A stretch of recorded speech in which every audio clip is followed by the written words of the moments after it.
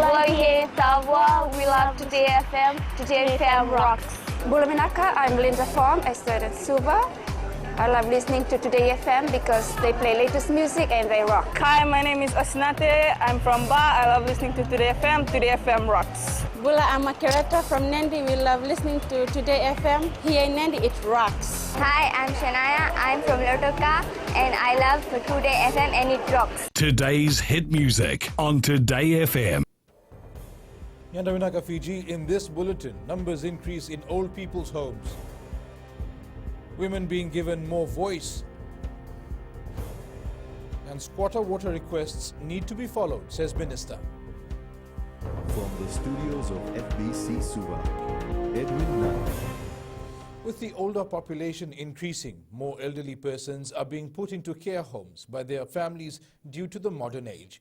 Celebrating the International Day of Older Persons in Suva yesterday, chair of the Golden Age Care Home in Samambula, Muhammad Makbul, says they've had some cases where people were abandoned on their doorstep.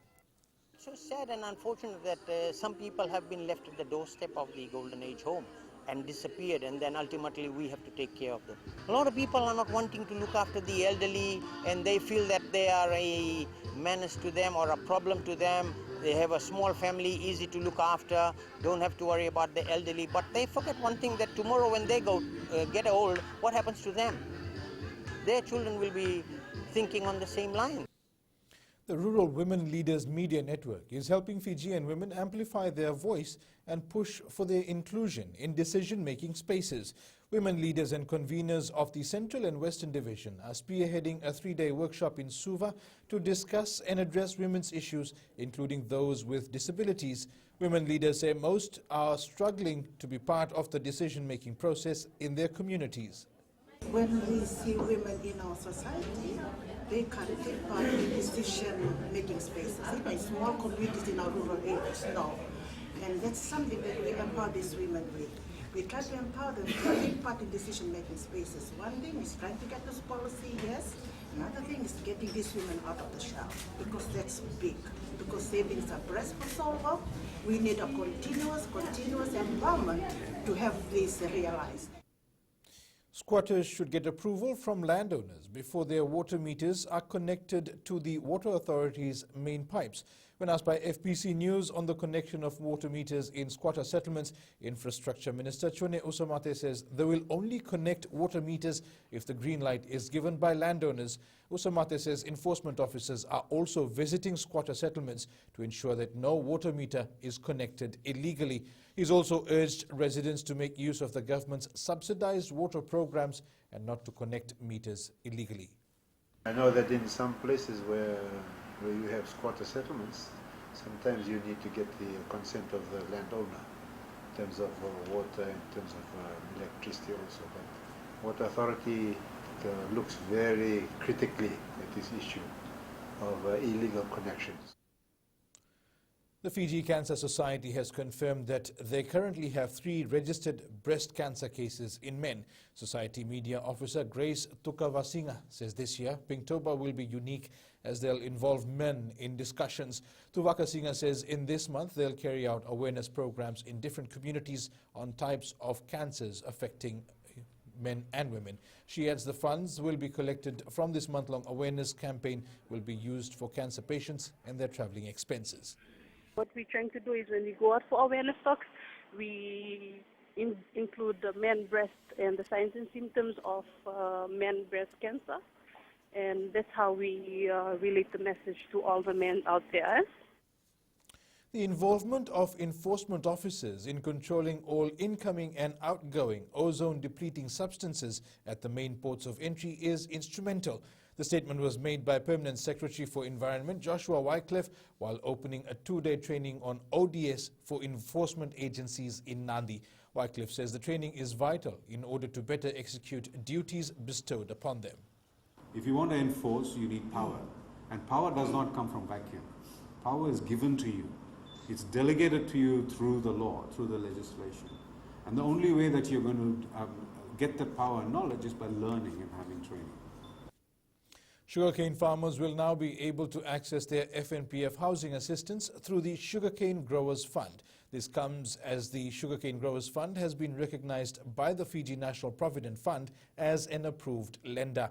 More than 11,000 sugarcane farmers who are members of the SCGF will now be able to access loans and use their FNPF housing eligibility for housing purposes. SCGF Board Director Tevita Mandingimbuli says their intent is to provide a range of services to growers and those who need funding in the sugar industry. As we know that shelter is one of our basic needs, and the approval, as approval lender now, the Sugarcane Growers Fund can looks forward to seeing an increase in portfolio for those prospective customers, those who are working that would like to invest in sugarcane farms and also build new houses through their loan eligibility with the FNPF. Coming up, McKee stares wary of Georgia and Nandi eyes IDC title. Stay with us.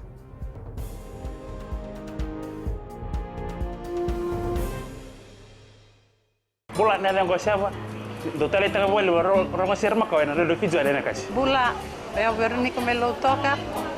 Dotali veo na redo Fiji wan ando mai biti. Na vango merre telawa go ngai tabua. Ando tali tak na rongo na redo Fiji wan ando mai biti. Bula go ngai no ke imba ando tali tak wale na rongo na redo Fiji wan ando mai biti. Na wale. Ano dango saniter kuati. Ando tali taka boka lebu na boka rong na Radio Fiji One and Osori. Radio Fiji One nandomo iviti.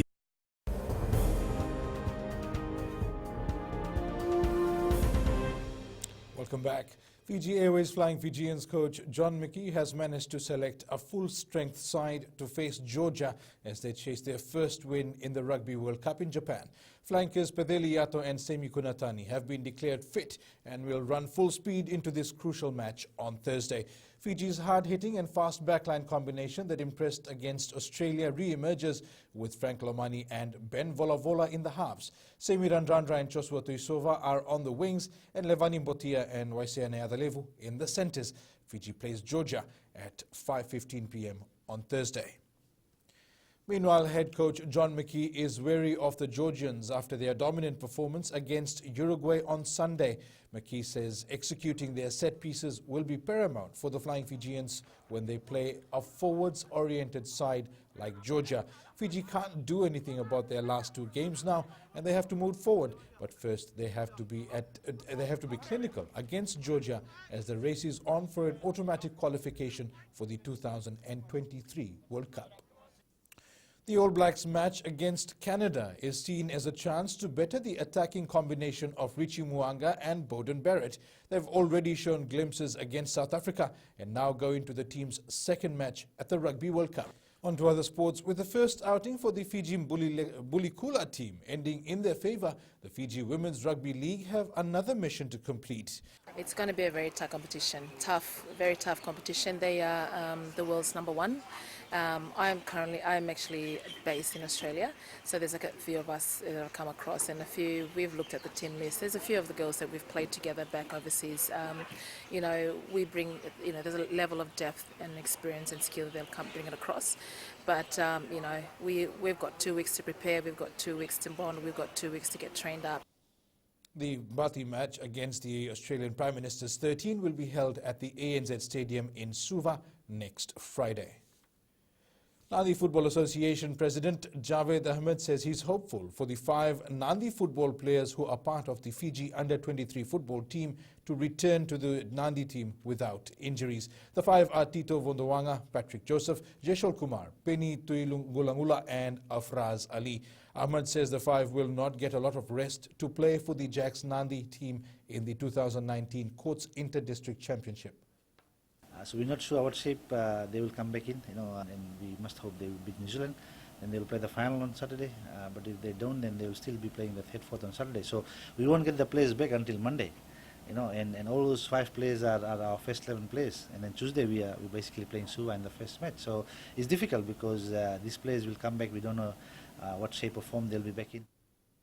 Nandi plays Suva in their first IDC match next Tuesday at 8 p.m. at Prince Charles Park in Nandi.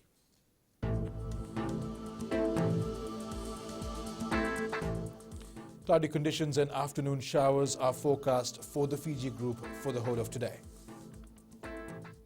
And that is your FBC Morning News. Remember to join us at 1 p.m. and 7 p.m. for our major bulletin. For these stories and others, you can also tune in daily to our sister radio station, Gold FM. That's it from me for now. Have a good morning.